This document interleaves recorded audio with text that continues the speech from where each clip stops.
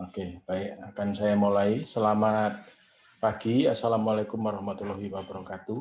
Bapak Ibu.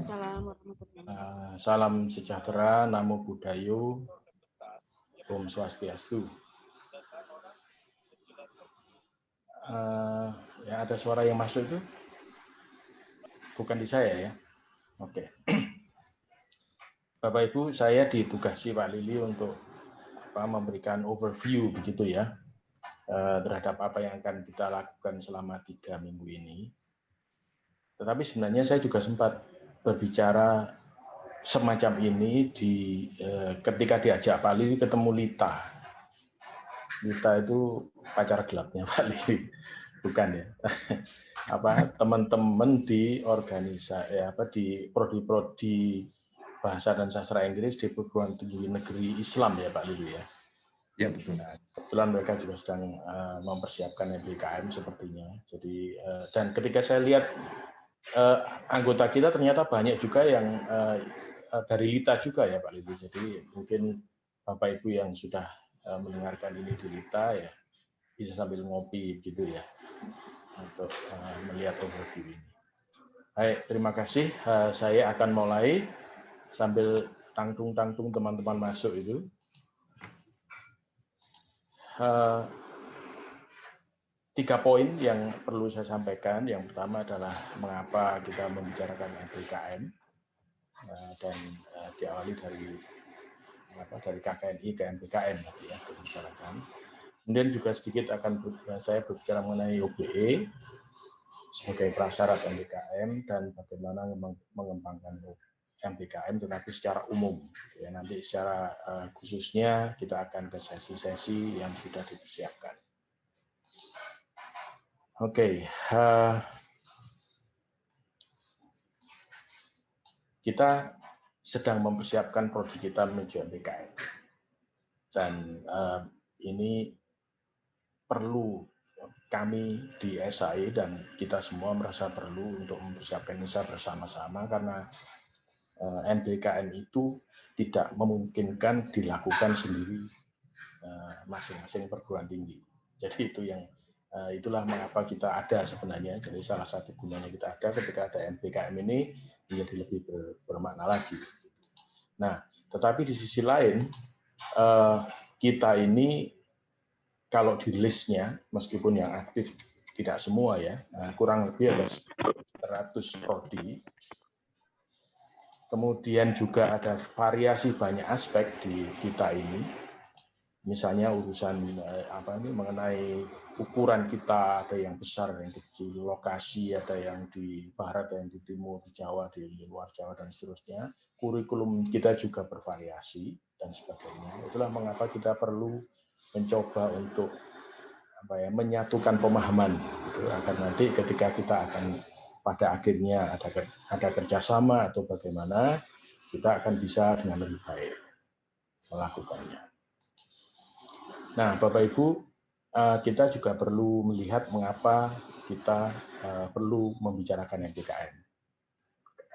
Di seminar kita yang lalu, tahun lalu kita sudah mengundang yang harusnya berbicara mengenai MBKM secara umum. Nah, ini kita mulai akan bicarakan di antara kita sendiri bagaimana mengimplementasikannya. Dari buku panduan ini, Bapak Ibu, ini saya ambil dari buku panduan ya.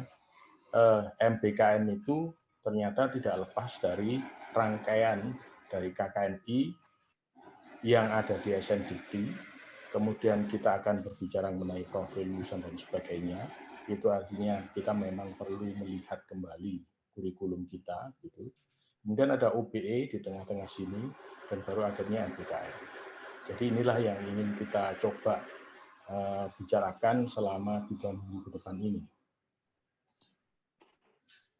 Ini ada SNDT yang perlu, saya kira Bapak Ibu sudah tahu ya bahwa ini di tahun 2020 ini ada Permendikbud nomor 3. Ini yang terbaru yang isinya itu kurang lebih rangkaian ini. Jadi ketika kita berbicara KKNI yang lama dengan yang nomor 3 tahun 2020 ini sedikit berbeda gitu ya. Karena ini sudah disesuaikan dengan MBKM.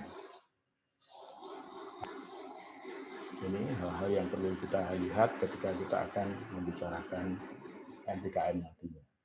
Nah, menurut jadwal yang sudah kita buat, kita akan bicarakan hari ini KKNI, SNDT, kemudian OBE akan kita bicarakan minggu depan, dan 2 minggu dari sekarang kita akan bicarakan MBKM. Kita semua akan berdiskusi ke sana. Ya. Nah, mengapa MBKM? Salah satunya juga karena kita ingin, pemerintah ingin perguruan tinggi kita itu ada yang bisa menjadi world class, gitu ya. Dan kita sendiri banyak perguruan tinggi yang sudah mencanangkan untuk menjadi world class university. Kalau Bapak Ibu Google, maka kita akan, ini saya ambil beberapa saja ya. Ini rasanya ini Gunadarma, kemudian ini beberapa saya tidak ingat betul gitu ya. Kemudian ini UGM kaosnya aja sudah world class university ya Pak Adi ya. Bahkan ini Politeknik, nah, keselamatan transportasi jalan, nah itu juga ingin world class gitu ya. Jadi memang semua ingin menjadi world class. Nah, bagaimana supaya bisa menjadi world class itulah yang sepertinya juga dipikirkan oleh Pak Menteri kita, sehingga adalah MBKM. Nah, juga yang perlu kita sadari adalah bahwa kita ada challenge, ada tantangan, yaitu disrupsi.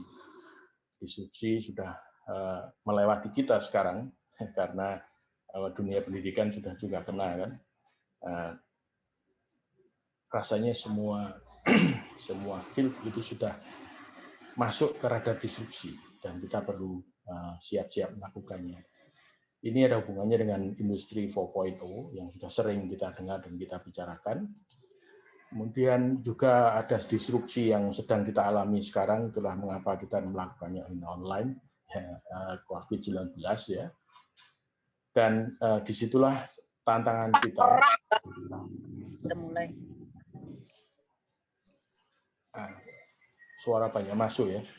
Nah, itulah tantangan kita berubah atau patah. Saya sampaikan seperti itu. Jadi itulah yang perlu kita pikirkan. Kemudian juga pertanyaannya, kalau kita berbicara tentang world class university, tetapi juga kita berbicara mengenai masa depan, apakah kampus-kampus kita itu bisa lead learning for tomorrow, menjadi University of the Future. Ini sebenarnya disampaikan oleh Ernst & Young ya.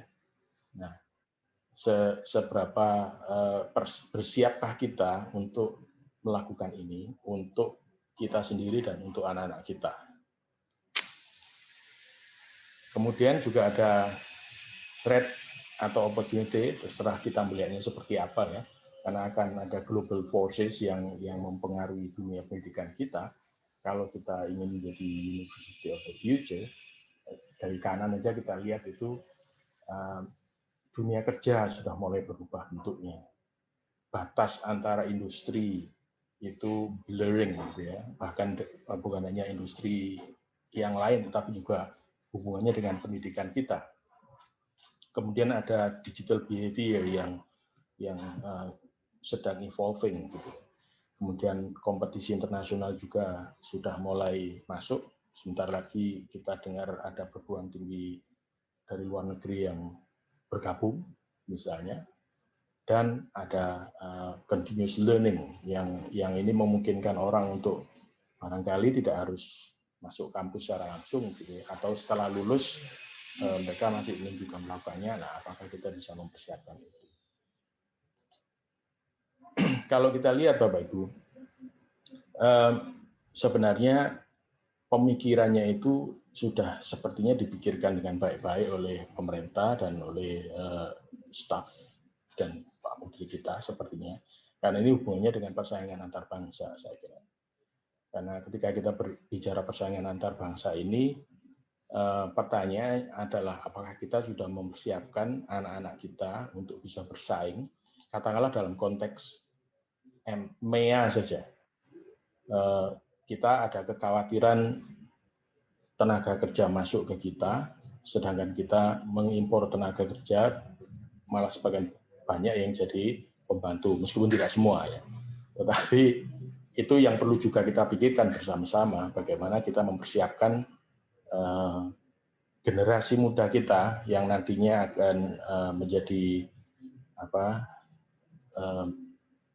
demografi kita itu berbeda saat itu, katanya kita akan surplus anak muda, ada bonus di situ. Apakah bonus itu menjadi bonus atau menjadi bencana, gitu kan pertanyaannya.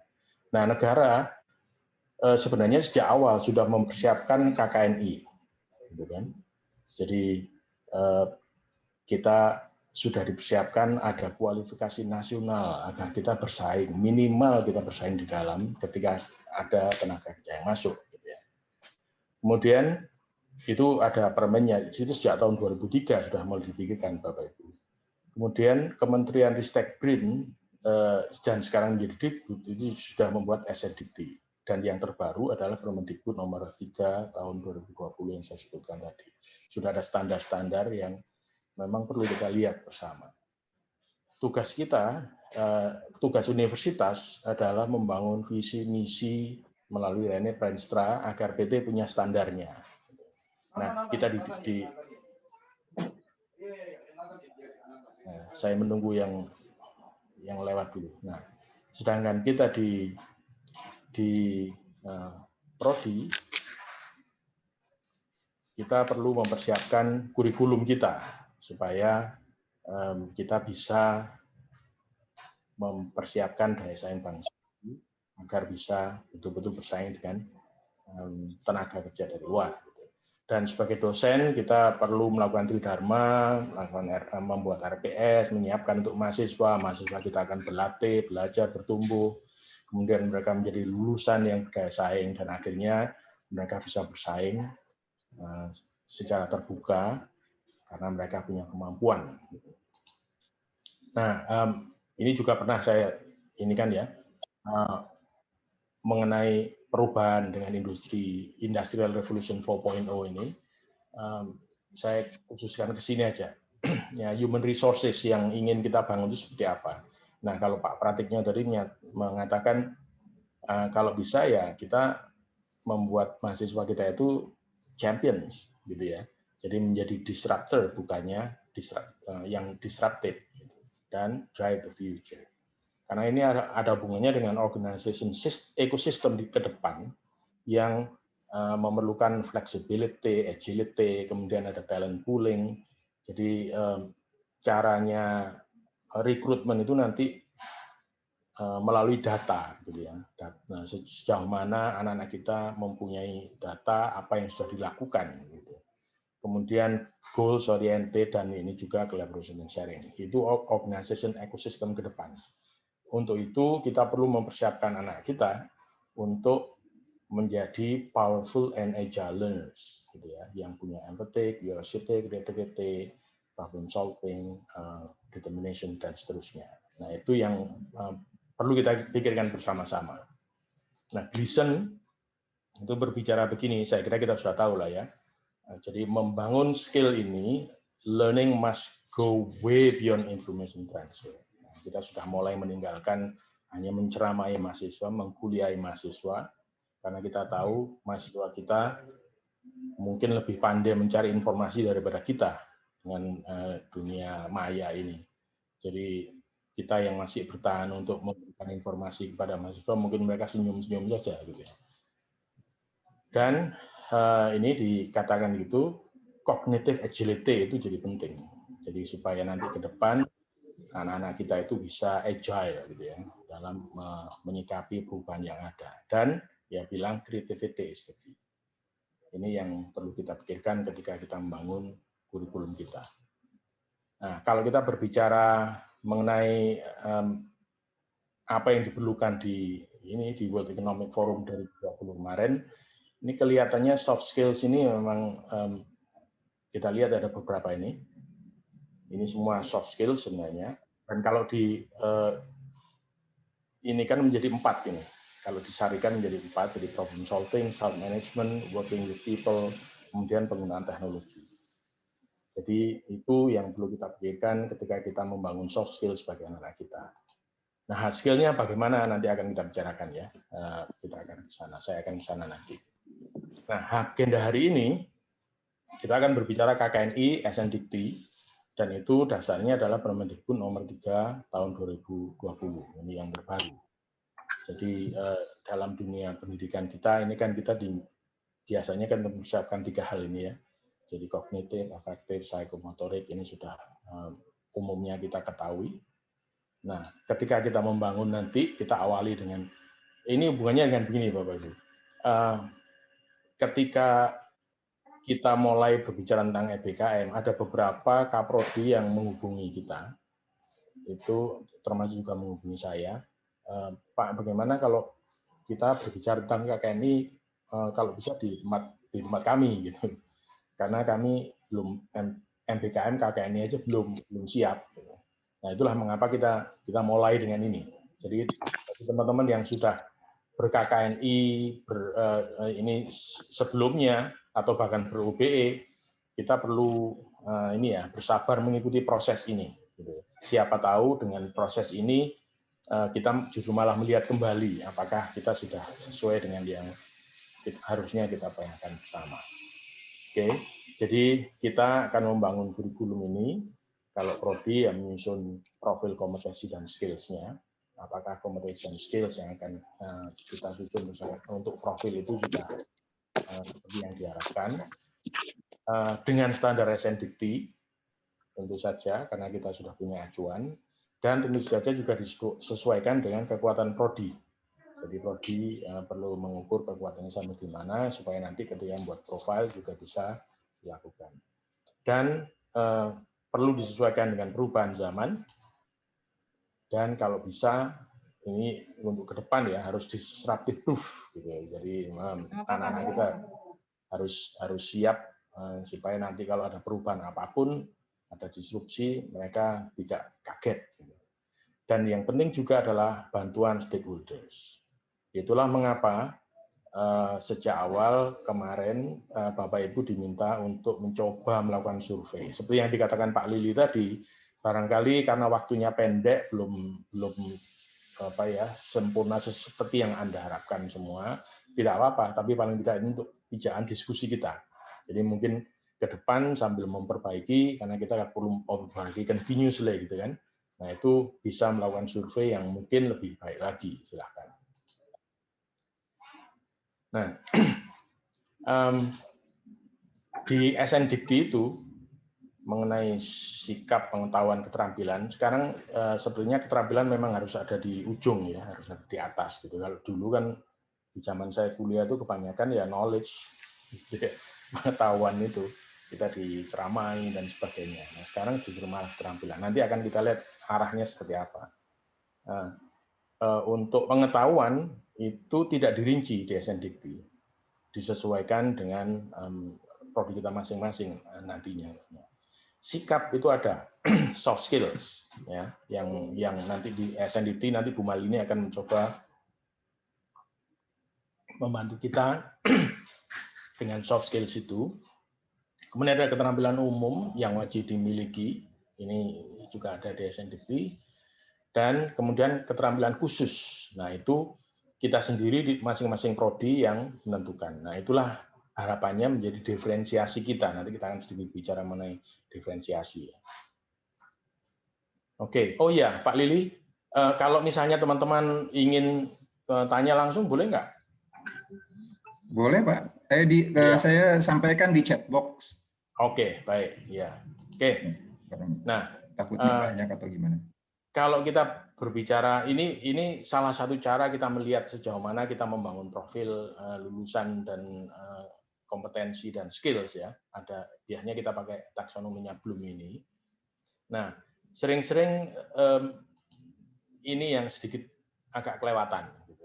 Jadi bagi beberapa itu sepertinya masih kebingungan bagaimana ya supaya ke arah create ini lebih kuat, karena ke depan hal ini banyak dibutuhkan seperti yang tadi dibilang, kreativitas itu penting.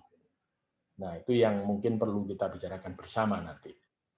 Nah, untuk di Education 4.050 ini how to-nya itu kan kita lihat dari kuliah yang sudah biasa kita lakukan, praktik, dan beberapa kita sudah lakukan, dan pengalaman. Nah, ini mungkin yang perlu kita pikirkan, memberi pengalaman kepada mahasiswa kita. Nah, pengalaman ini sebenarnya itulah yang diketengahkan di dalam MBKM oleh Pak Menteri kita, supaya anak-anak kita itu mempunyai pengalaman, sehingga nanti istilahnya Pak Menteri pernah bilang istilahnya jangan hanya berenang di kolam renang yang nyaman, kemudian ketika masuk ke laut dia bingung. Oke, perenang yang handal di kolam renang belum tentu bisa berenang di laut yang tantangannya seperti itu. Gitu. Jadi harus punya pengalaman, harus pernah dibawa ke laut lah gampangnya gitu. Nah, itulah kemudian MBKM rupanya ditelurkan. Jadi supaya kita memberikan kesempatan bagi mahasiswa untuk belajar dengan pengalaman. Untuk itu berarti kita harus mulai membuka kampus kita, pintu-pintu kampus kita, dalam artian mahasiswa dipersilahkan belajar keluar, dan barangkali akan ada mahasiswa yang belajar di tempat kita. Dan juga kita membuka kampus kita untuk stakeholders yang lain, untuk membantu mendefinisikan prodi kita seperti apa. Ini karena kalau kita bandingkan dengan tetangga kecil kita Singapura gitu ya, ternyata mereka juga sudah punya ininya. Jadi ada 5 poin itu, dan yang kelima itu adalah exploration of the world, greater enjoyment of life. Jadi kalau di Singapura itu sepertinya karena mereka kecil negaranya gitu ya, hanya di situ saja, diharapkan supaya tidak kuper gitu, mahasiswanya dikirim keluar negeri mereka, supaya mereka bisa menemukan keempat sebelumnya ini, gitu misalnya, supaya bisa lebih adaptif, terusnya. Gitu. Karena mereka ini kan negara yang kosmopolitan tuh, jadi ini perlu untuk belajar keluar. Nah, paling tidak kita di negeri kita ini, kita perlu untuk memberikan mahasiswa kita pengalaman keluar, mungkin tidak hanya keluar kota, tetapi juga keluar negeri kalau bisa. Nah, pertanyaan kemudian adalah seberapa siapkah perguruan tinggi kita, prodi kita untuk melakukan itu. Nah, itu yang sedang kita coba bicarakan. Gitu ya.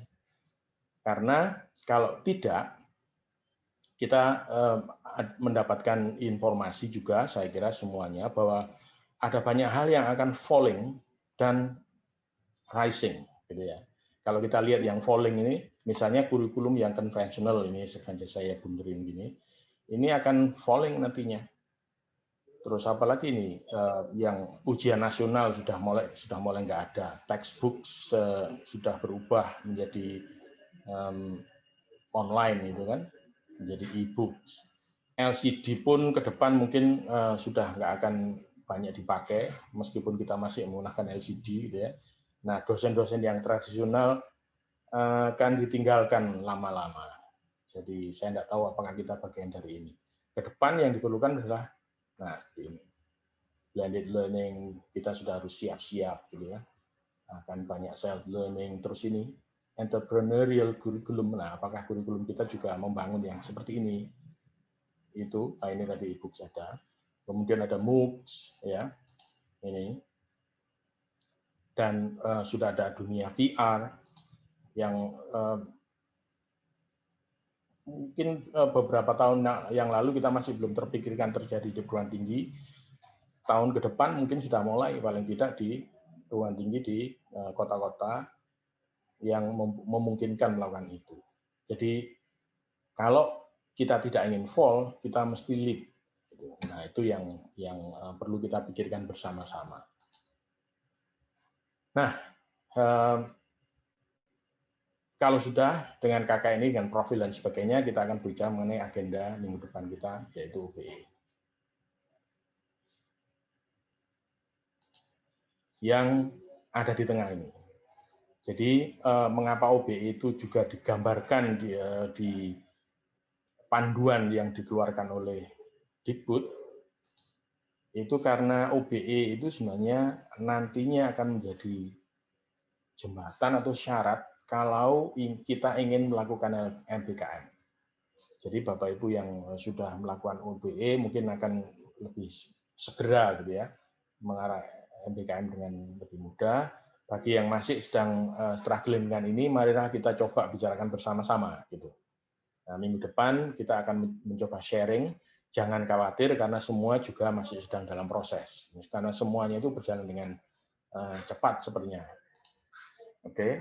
Nah, bedanya OBE dengan yang tradisional seperti apa? Ini kemarin kapan hari kita sudah diskusi internal di SI dan kita mengundang Prof. Manege juga untuk membantu kita, gitu ya. Ini ada disebutkan kalau yang tradisional itu asesmennya masih melalui ujian, sedangkan ke depan sudah harus ongoing dan seterusnya. Tanggung jawab ini kalau kita langsung ke bawah itu ada di dosen, ya toh. Ke depan tanggung jawab itu ada di mahasiswa. Itu yang perlu kita pikirkan ketika kita membangun kurikulum. Sebenarnya waktunya kok lari ya. Nah, kalau tradisional kurang lebih itu penekanannya ada pada proses input output, sedangkan OBE penekanannya pada luaran atau outcome. Di yang secara tradisional kita biasanya berangkat dari bahan. Nah, kalau OBE itu berangkat dari hasil. Jadi kita mau seperti apa hasilnya, baru kita berpikir tentang bahannya, tidak sebaliknya.